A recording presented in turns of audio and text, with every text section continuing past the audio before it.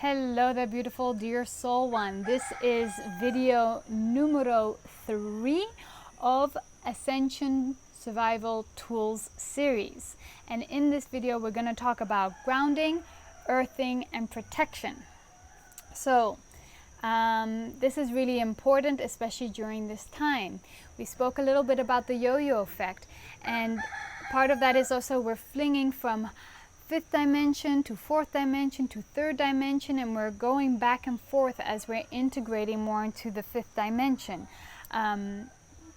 Some may say we are already in the fifth dimension, but until all those who are going to and have decided to be in the fifth dimension, until we have all fully shifted there, we cannot all fully be in the fifth dimension because we are still connected to our collective consciousness.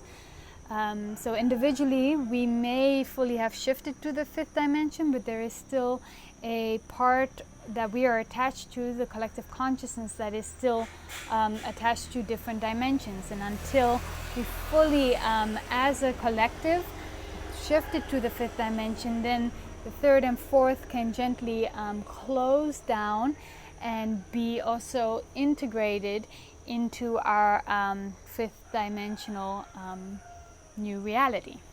Okay, so grounding, earthing, and protection.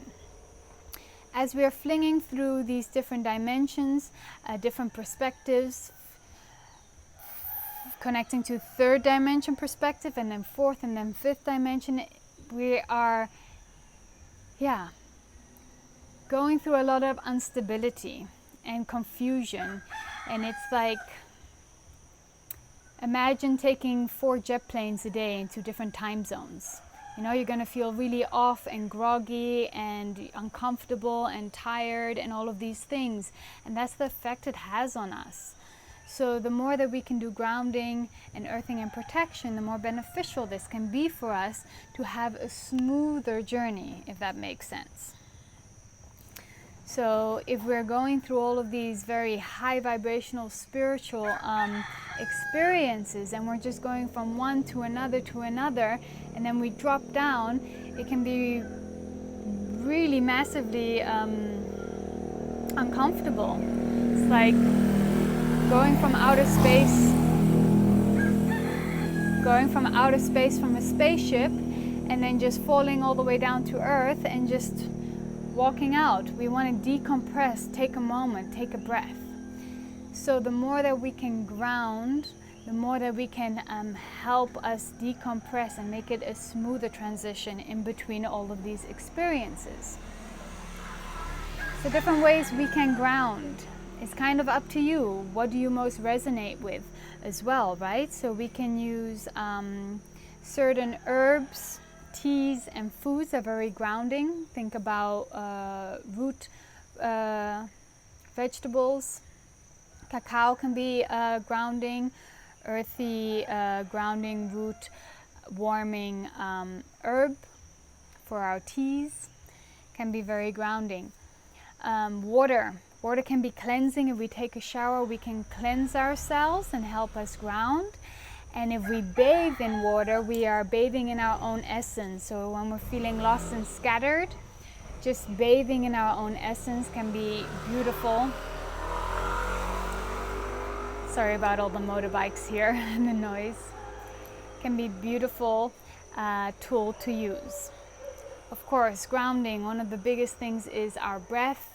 Just connecting to our breath, to this moment in time, being present, using meditation, using breath techniques. And then most importantly is earthing, connecting to Mother Earth, having our bare feet or our bare skin onto Mother Earth, or at least between a material that's still conductive to Mother Earth. So Mother Earth is constantly also giving out a certain frequency, the Schumann resonance as we call it. And as we connect to the Schumann resonance, we connect to Mother Earth, and we align ourselves with the frequency of nature. And that can be a very healing and grounding process, as well as all of the uncomfortable energies that may be bubbling up in us. right, can be absorbed through Mother Earth, and she's so powerful and amazing. She can transmute that out of us. A lot in the cities, we're not connected to Mother Earth. We wear rubber shoes, there's cement on the floor, and we never really touch the earth anymore, like in tribal times. So taking a moment every day to connect, or multiple times a day, better yet, to Mother Earth, earthing our energy, grounding ourselves, breathing with the planet. Being out in nature, very healing, very grounding. What else did I want to mention? And then we can also use our tools. So for protection, we can put our protection up in the mornings during the day. And this will be very different for everybody, using either our intention, we can use sage, we can use crystals, we can use amulets, we can program crystals or amulets, we can, what other types of protection are there? Ask your guides, your higher self for protection, opening up and feeding your energetical body for protection. So putting up our protection before we go out in the world, you know, because there's so many energies out there right now, especially with all the Wi-Fi, with the 5G coming out, with everybody else's energy fields. We want to put up our protection, not because there's anything to fear out there, but it's more just to give a nice little bubble in our and kind of hug our own energy field around us, have a kind of pillowing, a cuddle of our own energy field, so that other energy fields don't put us off course so much. So we can put up our protections, and we can do this every morning in our meditation practice, or whichever way works for you. Especially when we are going out in big crowds, flying, airports, festivals, parties, whatever it may be, where there's big crowds of people going into the center of town, going to the supermarket, these type of places. Put up our protection before we go out. And